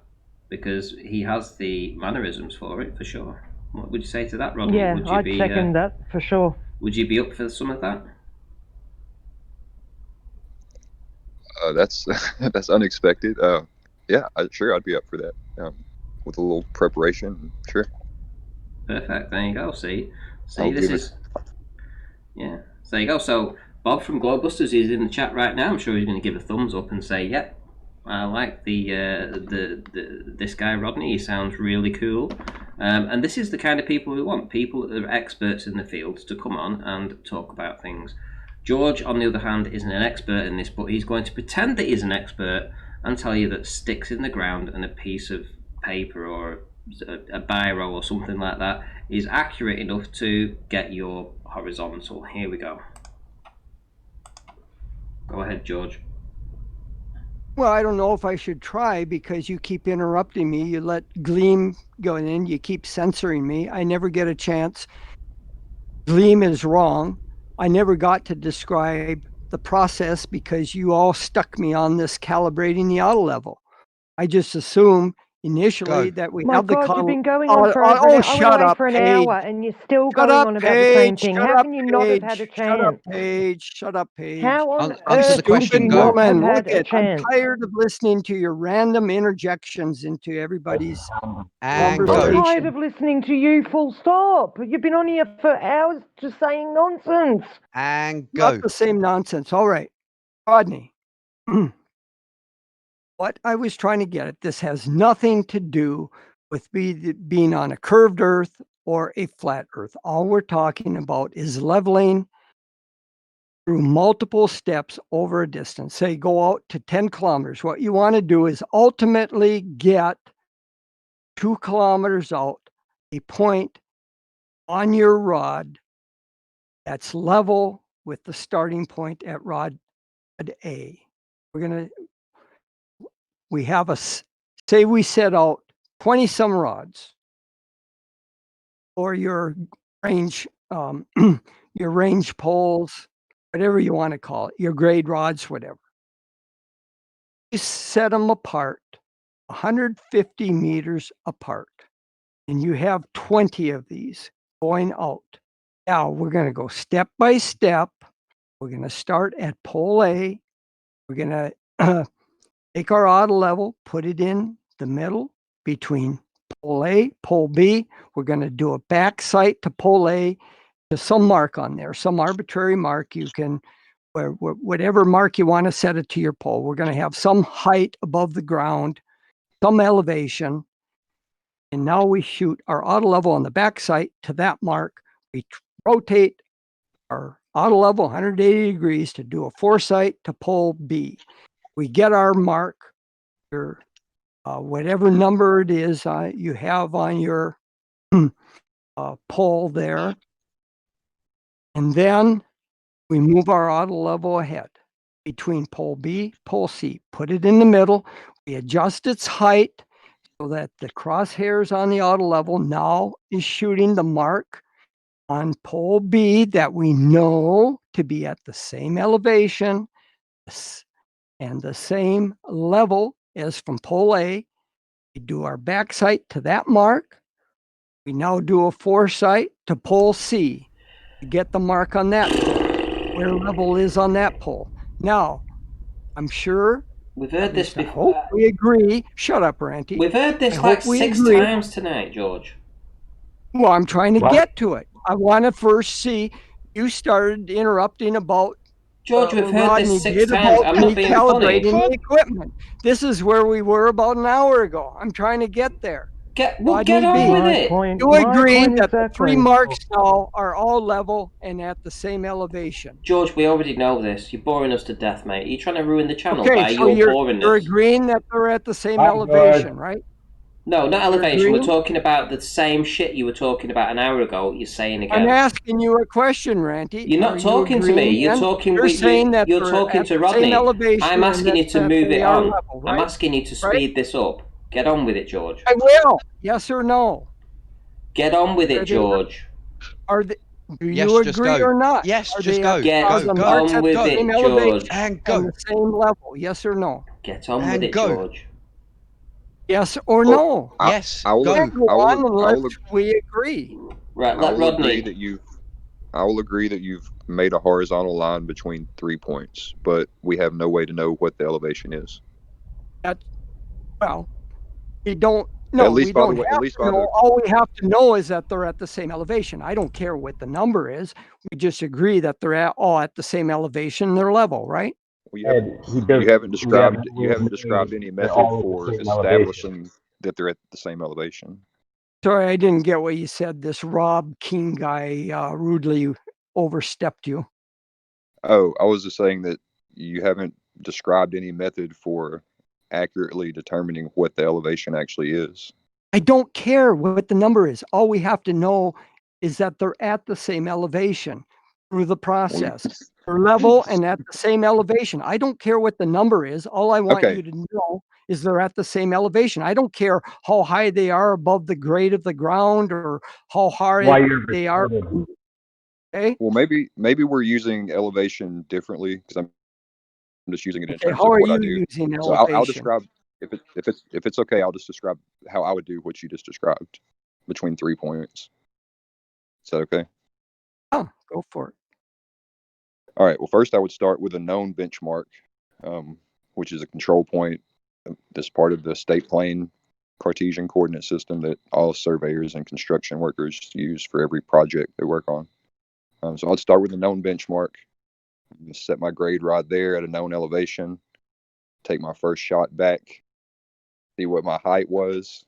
So I would take the height of the known elevation, plus where I'm shooting to get my instrument height, because you need to know the height of your instrument if you're going to get an accurate elevation. So do that first to establish what your base elevation is and what your instrument height is. Then you do your 4 shots. So you add on the back shots, subtract on the 4 shots for your instrument height. And you'd continue that process for as far as you want to go. 2 miles, 5 miles, 100 miles. It doesn't really matter. Okay. As long Let's as say we go out 2 miles. I'm sorry. Okay. Well, Let's say, once I get to let's the end of that, move it ahead here. All right. well, So no, we're going to do I'm this describing my process in process. You steps. said that was okay. Listen, I have to We're going intercept to do George. this process. Hold it. No, listen. Let him finish his point. George, stop interrupting. You won't let me finish. He's talking. All I'm saying, we're trying to move it ahead, Ranty. He's doing the same thing I was describing, step by step. Right.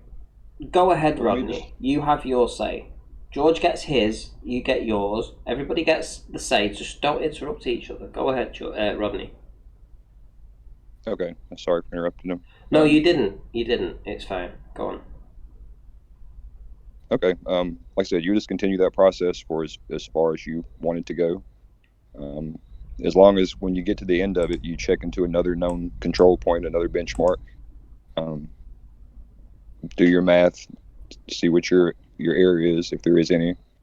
At that point, you would actually have to come all the way back around with the same process, back shots and 4 shots, all the way back to your starting point, and then shoot back and check back into that original starting point would be your last shot. Essentially, your last shot is going to be your first shot. Yeah, and you do the math and see if your error is good. If not, you have to kind of go back through and find where it's at. But yeah, doing that process that way is how I would establish a horizontal line at the same elevation, if that's what I was trying to do. And why is it important in your job to do this, Rodney? Well, like I said, a big part of what I do is go in and do the localizations and the setups for all of the construction work that comes after. So every project they do, whether it's a road, a highway, a building, whatever it is, they'll work off of the benchmarks that we set and the control points that we set.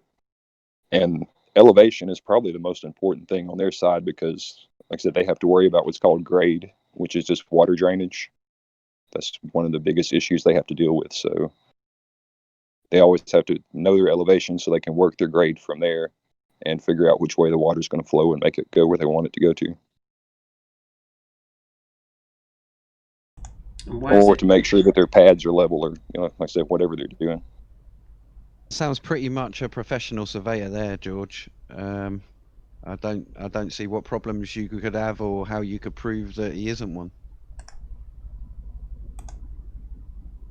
Oh, and as far as the maps, he did mention the maps. I do make no, I'm trying to get maps. Just like now, George. I just took you off mute, and you immediately overtalked Rodney when he was still talking. This is what you keep doing. You took me off mute to talk. Because you're over talking. What's wrong with you? Like now, when I'm speaking, you're talking over me. It's like you just can't control yourself. You know, this is supposed to be, you know, somebody speaks, somebody listens, somebody responds. That's it. But you can't do that. So, go ahead, George. I'm sure that you're not going to get interrupted. I'm sure people are going to just sit and listen to what you've got to say. Go ahead. Okay, Rodney, what you described is fine. I'm not talking about going on setting control points. We're not ultimately trying to determine the height or whatever, but what you described is fine. We can go with what you did. Now, after you've closed that loop, I wasn't even going to go there, but that's fine. You went around, you did a double run and closed your loop. Fine. Now, we take our pole at the starting point A and we go out, say, 2 kilometers before you turned around and come back to close the loop. We're going to go to that end. Let's call it pole Z. We've got A and Z, and they're 2 kilometers apart. Now, what I want you to do is I want you to now take your auto level after we've gone through this leveling procedure, and bring it back to pole A and shoot, or let's just keep it at pole Z. You've done your loop, you've come around. All right, so we have our auto level at A, and we're going to shoot the mark on pole Z. If you take your auto level at pole A, you adjust so that the center of the optics of the auto level is in a line with the mark. God, he takes such a long time to say anything. Is that auto level going to have the mark on pole Z sighted in the crosshairs? Yes or no? Probably not. Pardon? I said probably not. And how much will it be off? There's a lot of factors that could change Well, come how on, give far me it's worst off. So, case. Worst case, what you think it might be? I mean, worst case, you could be off. You said over 2 kilometers. Yeah, 2 kilometers.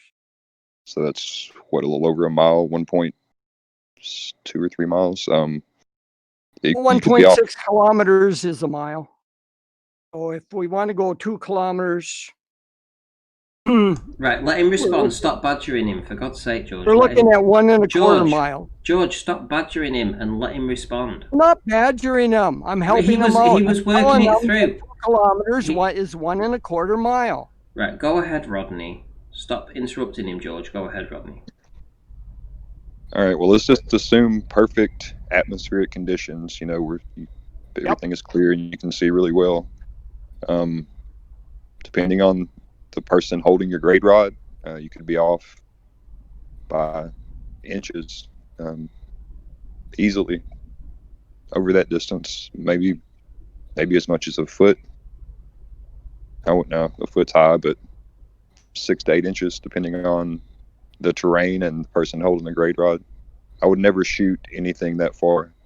I probably wouldn't go beyond. I'm not telling you to do it in one shot. I probably wouldn't go beyond 4,000 feet.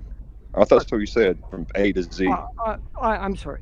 But, okay, we have our leveling. All right. Let's dial it back then. Let's go back a kilometer. How much in a kilometer do you think on shooting that mark at a kilometer, how much do you think you could be off there? Let me guess, about half as much as it would be over 2 kilometers.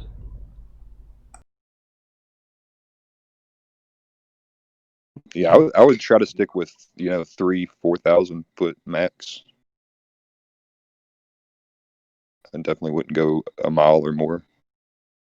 Well, I'm saying a kilometer. We dialed it back to a kilometer. That's a little over a half a mile. I'll give you my distance. 3,000 to 4,000 feet is probably as far as I'd feel comfortable. Yes, that's what a kilometer is. Right, I'm getting bored of this shit. Right, let's move this thing on. Right, seriously, George and Rodney. Rodney, you deal with this, and how many acres do you actually survey? Flat. How many acres? You were telling us yesterday. Oh, we can get in. Some of the plots we do or the tracks are thousands of acres. 2,000, 3,000, 4,000 acres at a time. 4,000. 4,000 acres. George, how much surveying have you done that includes any kind of land volume or area of that sort of scale? Hey, Rodney, no. When No, we no, set no, up no, all these, no. Let's no, just move Randy, this I'm on. not going to answer Let's you. move this Randy, on. quit So you haven't then. sabotaging this. So you Quit haven't. sabotaging So this. you I want to haven't. finish this off with Rodney. Everybody's I want bored one to simple tears with you, question. George. I want to ask him one simple question. Well, answer mine first, Rodney, and then you no, get I'm not yours. going to answer you until You're not I going get to answer mine, right? Okay. Well, you'll sit on mute for the rest of your life. Then that's fine. If you're not going to answer mine, I'm not going to let you ask him yours. You've got a guy here that's talking about 4,000 acres measuring flat, right?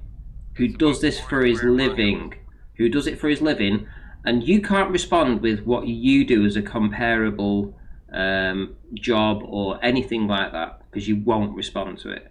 I'm going to give you a chance, George. I'm going to unmute you, and if you're not going to answer, then you're just going to stay on mute forever, and I mean that. Go ahead.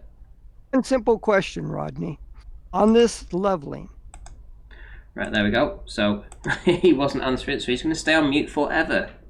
Forever. That's him Can I done. make an observation? Well He's done, Randy. He's done forever. Finally. Can I make an observation to respond to the Rodney one? So, Rodney, clear, concise, went through his whole process. I understood it. Pretty easy to understand. Then George comes in. He's faffing about with figures. He's explaining the right thing. I'm getting there 1 point, and then he starts changing up the figures. No, we'll change it to an A. So he's not clear. He's not concise with it. And he's faffing about, and you know he's not done any surveying of that amount. Yeah, so it's put it this way: it's overconfidence and panic versus calm and collected. That's all I heard there, and that's the same as what I've been hearing all night. A big panicky George, and loads of other people just being calm, going, "You're wrong, George." It's like Randy says, give him enough rope, he'll hang himself. See, I just don't get it. I don't get what's in his mind to say everyone is wrong. And the funniest thing about that is he had at least 15 minutes with Rodney. Now, if he was that confident in his skill over Rodney's, he would have been able to embarrass Rodney within that time. Did he? And then he'll blame it on, oh, I didn't get to do rubbish. You had plenty of time to set up your questions. You should know questions, which you should be asking. And he asked the questions, and Rodney answered perfectly fine. Let me shout out Toady UK. So he's one of the the globe proponents that will argue for the globe, but he's actually made a quite revealing comment here. He says George is a professional troll. He talks slowly and goes all around the houses. Rodney was very respectful and direct. George just muddles everything and clearly doesn't know any of this. Couldn't have said it any better. I mean, this is coming from one of his own that sits on the same. Toady sits on the same panels as him and argues with him, right? But he will at least call bullshit out when he sees bullshit, right? And that was bullshit. You want to know why? You want to know why with Toady? Because Toady is actually one of these ones you've got to doff your hat to, because he goes out and he does tests. He'd done some tests with his son, didn't he, over a lake? So he does these optical tests. He knows there is issues, and he understands it, and he'll pull his own side when they're saying, no, there is no problems, no issues, we can do it fine. When he knows, and obviously you know, you've been out there, and obviously Rodney would know, because he expressively said, as long as all the conditions are clear. So everyone knows, but George is saying, no, you're all stupid. I'm the clever one here. Yeah, he was just trying to. I don't even know what he was trying to do, but I think he was trolling. Clearly, he was trolling. You've got somebody in here. He admitted he's only done 250 hours. That's all he's ever done. Yeah, and you got. I'm not sure that equipment is ever calibrated for 6 miles, 1,000 yards, or 3,000 feet. 10 football fields. Yeah, the guy. Yeah, He's totally. It's so off at 6 miles when it's only made for 1,000 yards. It's ridiculous. He's a total amateur. Total amateur. Can I make a comment about what he was describing real quick to back Rodney up? Yeah, go ahead.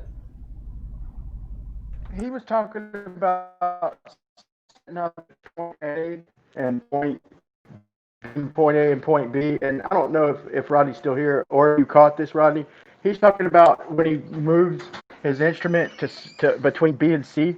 He's talking about adjusting the height of his instrument to match the previous. Like who's ever even? That's not the way we do shit when we survey. That's not. I mean, did you catch that, Rodney, when he was talking about adjusting the height of your instrument? So you're either talking about screwing. You could screw it up, but you'd have 3 little screws to adjust to keep the bubble in the middle, or you'd have to adjust your legs. It'd be a nightmare to try and adjust the instrument to the benchmark. You just do the math. It's simple little math. It's positive or negative. Did you catch that, Rodney? He was telling. I did catch that. That's why I was talking about how you get the instrument height, because I caught him saying that he just moved his level up or down. Yeah, I do apologize for kicking. So that right there, yeah. Listen, I apologize. That right there shows me he has no idea. I apologize for kicking him early because you know I know that was a question that needed asking to him, because I knew he'd have got it wrong as well. But quite honestly, he's obviously. Quite honestly, I couldn't put up with it anymore. It was driving me nuts. I understand. It was driving me He's nuts. obviously read enough. An hour ago. He's obviously read enough and heard enough to put together a test and a concept, but he's obviously, from what he said and the way he's describing it, he's never done it. Okay, he's maybe shot off his duck in one spot with his instrument. He's never done what he's talking about, even if he says he has, because that's not the way we do it. That'd be a nightmare. It'd be inaccurate. I mean, but that's all I wanted to really say, man. Cheers, Brian. Who would need the mean sea level either when using these devices? You know, you're going to build a 12-story building somewhere, you know, and it don't matter how high it is above sea level, right? That don't matter. Well, I have a lot of patience, you know, with the Globers, as you'll know, you know. But there comes a limit to how much you can listen to, and George just got to that limit. I'm afraid. I'm sorry, but there's only so much bullshit you can listen to. There's only so much obfuscation you can listen to, you know? Oh, yeah. One more thing, man. One more thing. I had Rodney, what do you think about this? If you are closing your loop and if what we were shooting, if the horizontal was dropping in the distance, then wouldn't we have to do the same distance between transitions? In other words, if it was curving and we did our shots like 200 feet, let's just say, and then on the way back we did 100 feet, it wouldn't match. We'd have to set up the same distance for each shot, and closing the loop, it wouldn't match if we didn't do it the exact same. I mean, well, you're not calculating curve either with these. You're calculating the slope or the grade in almost every instance. That's my question to any one of them. There you go. That's my question to any one of them. If you're shooting, okay, how do you distinguish? How could any surveyor, with using an instrument or a theodolite or anything, how could they distinguish between earth curve and elevation? The answer is you can't. Okay, it's elevation. That's all they chart. That's all they plot is elevation when they do measurements. Now they may do calculations, and for the geodetics, and but to my understanding, geodetics has always been for borders and whatnot, and then recently to establish datums and stuff like that. But that's all calculations. The measurements can only show if it's higher or lower. That's it. So how does it know if the land is higher and the earth is curving more right there? Or it can't. All it could do is tell you if it's higher or lower. And so that's all you can get is we measurements. We don't arch the roads either when we build roads. We build slopes or grades, and sometimes they have to be marked for safety, cars, trucks. Same with trains. Same if you're leveling ground and leaving a slope for drainage, for rain, and for, you know, sewage and septic tanks. Everything's about the grade or the slope. Wheelchair ramps. Yep, you're right. You're right. Wheelchair ramps. Let me shout out Aaron Armstrong here, who says he's a Glober too, bearing in mind. Aaron, he says, "Good riddance, George. Your arrogance let you down again." Wow. Okay, that's pretty stinging from Aaron there as well. So, yeah, that's two people that have spoken out quite vigorously against George there. Can you guys back up the gradient math with, the 4 sections of a circle, each at 100 degrees, to come out with a slope that's easily, or grade that represents percentage as well as gradient? It's 400 degrees in the gradient system, 360 in the pi radian system. But when you calibrate and for slopes and drainage and stuff, you're using gradients, right? And not radians? Yeah, man. But look, I want to say also, when they try and say degrees, like well, that's only when they're talking about refraction, Randy. They're talking about that's only like 1 degree. Well, 69 miles by their math is almost 3,200 feet of curvature. So if 1 degree is 3,200 feet of drop, then we should damn sure be able to observe it. If we're up high, okay, they're trying to just simplify it as 1 degree. That like I said, that 1 degree equates to over 3,000 feet of drop. So there's too many problems with this, man. Too many problems. Well, Lake Pontchartrain would look like a lens, like your eyeball. You could go to the center, row your boat 1 paddle, and go downhill to the shore in any direction. Lakes would have like a lens shape. I like that. When they got their asses whooped with the 39.59, that's when they did a huddle, and then they said, "Don't say it anymore, 8 inches per mile square. You have to say 1 degree per 69 miles. Shh, ixnay." Well, yeah, they love that little you trick. do the They do math. that when it comes to Coriolis too. And it's only 1 mile per hour per minute. That's really, exactly in reality, right, it's like Brandon. 700 miles. Double speak. Right, let's round this up, guys. Let's start with Brian Leach. Do you want to give your final thoughts there? Yeah, man, I'm about to do my test. Just real quick, I don't know if if Rodney's still listening or if he'll hear this later, but I was gonna do. It's kind of crazy. Not really. I'm gonna do a sideways shot. I'm gonna line up my stakes along the coast, and I'm gonna shoot from the top of the beach. I'm gonna line up about 5 stakes at a time, and just shoot them all and move them 1 stake at a time. So I always have 4 in the ground. So I can't start curving, so I wonder what you think about that idea. I'd like to talk to you. I had a few questions for you, but yeah, man, great shows, Ranty, man. It's crazy. If you are going out for a little while, you're going out with a bang, man. And what you did with George was you sat there and told him flat out. If you didn't follow up with what you said, then your word's nothing. So you told him to answer your question. He won't humble himself.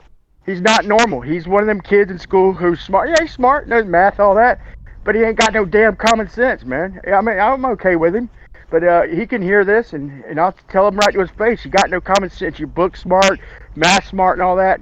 You got no common sense, man, and you got to humble yourself, man. We're all wrong sometimes. Even you, George, you're wrong sometimes. Just say, yeah, I was wrong. My bad. Move on. You got to learn that, man. All right, thanks, Randy. Cheers, Brian. F. Evangelist.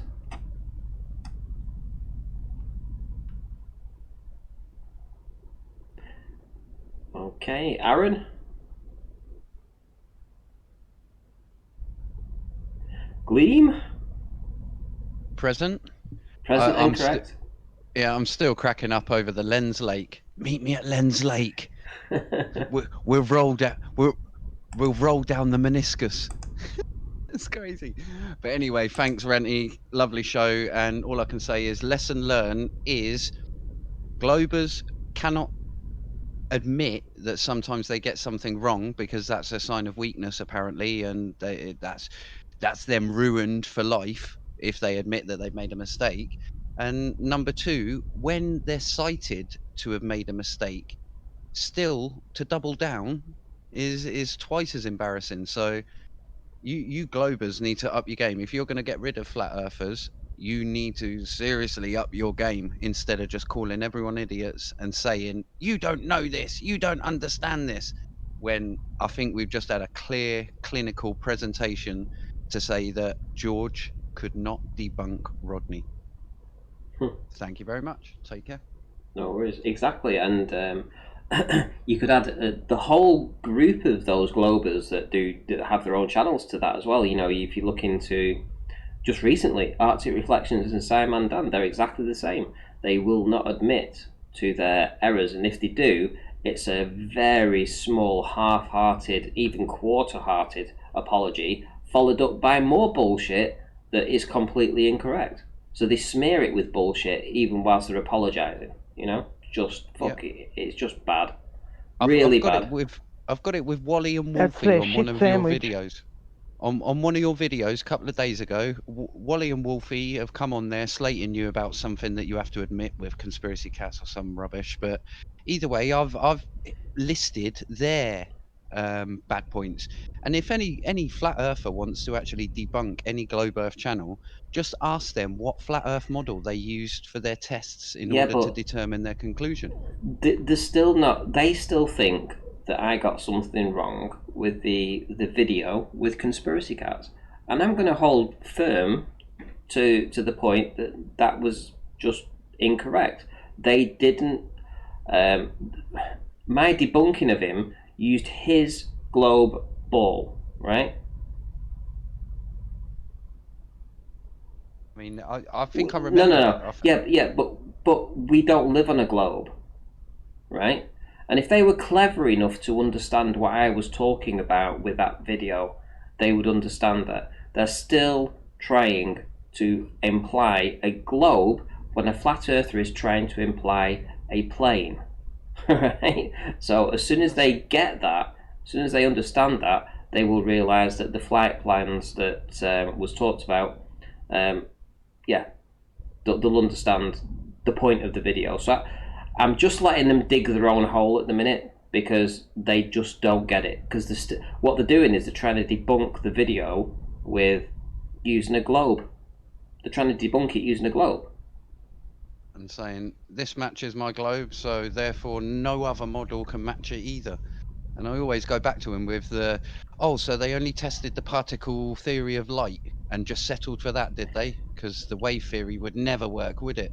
Well, it was the line. It was the line that the path would whether it plane went would have up had or to below. touch. Yeah.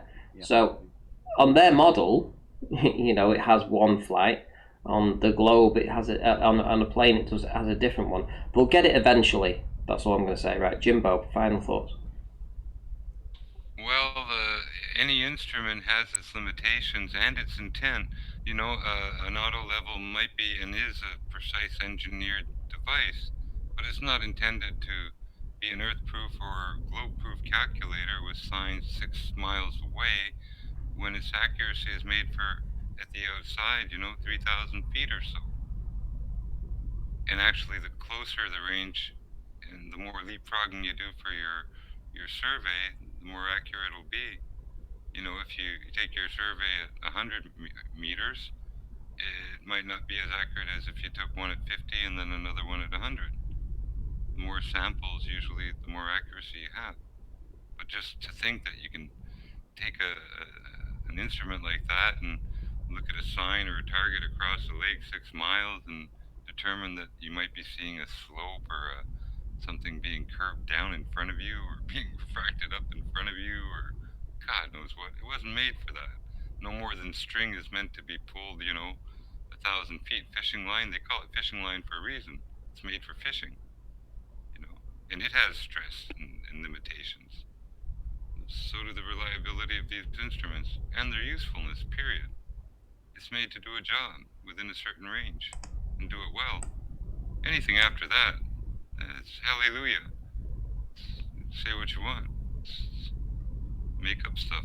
It's not good. Not good observation. Not good tool for the observation. It's just chasing, like, I don't know, rainbows or something. And that's about it. Okay, cheers, Jimbo. Mobius.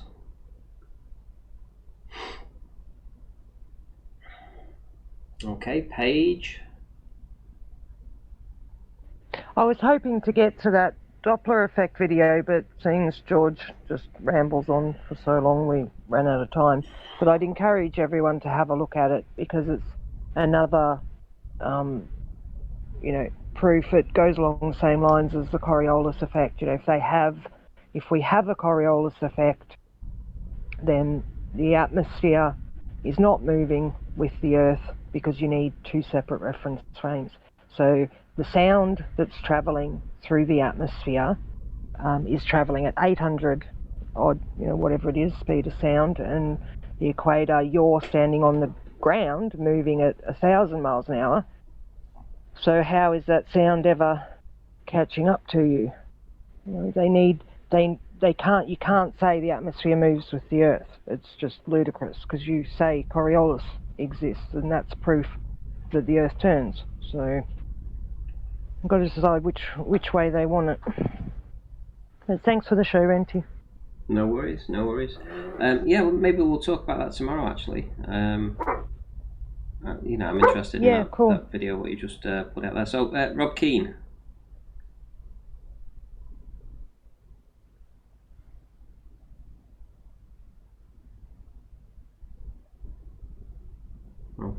Okay, I didn't want to miss it this time. I ain't got nothing.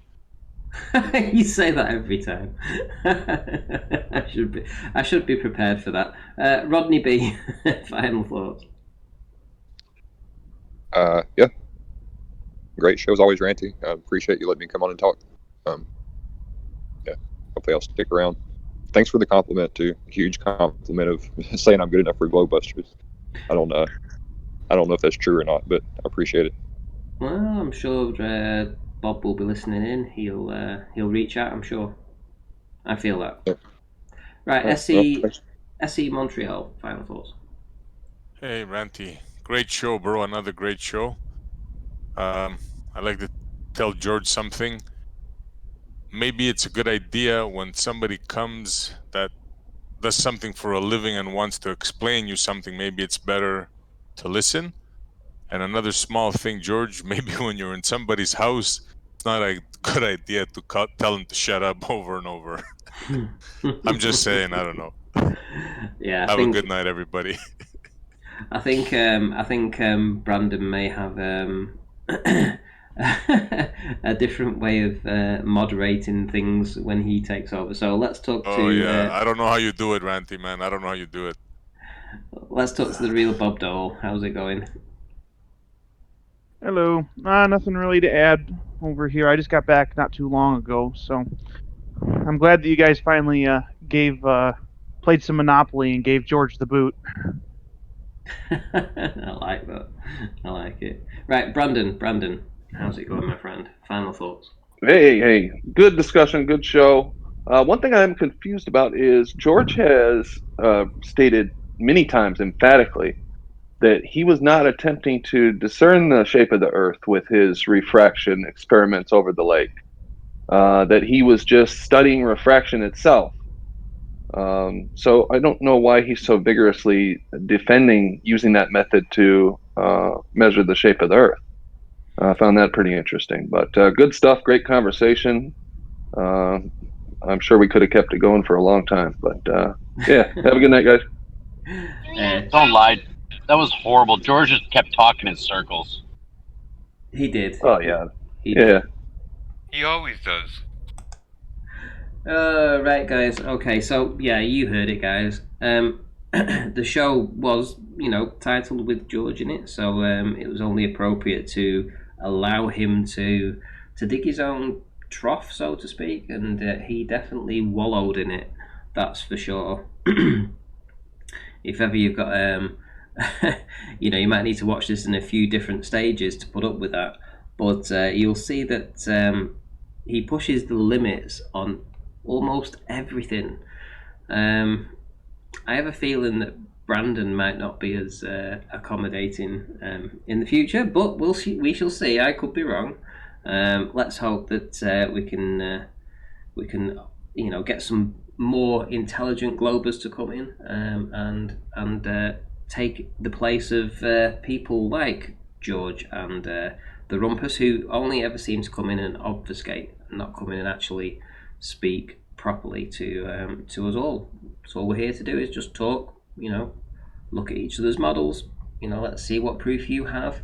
The proof that Gleam had tonight, he had reams of it. All we heard from George was just words. We didn't hear anything apart from nah, you're wrong, nah, you're wrong. All we heard from the Rumpus yesterday, the day before and the day before was they're wrong, that scientist is wrong, that NASA scientist is wrong, that person is wrong, this expert's wrong, that expert's wrong.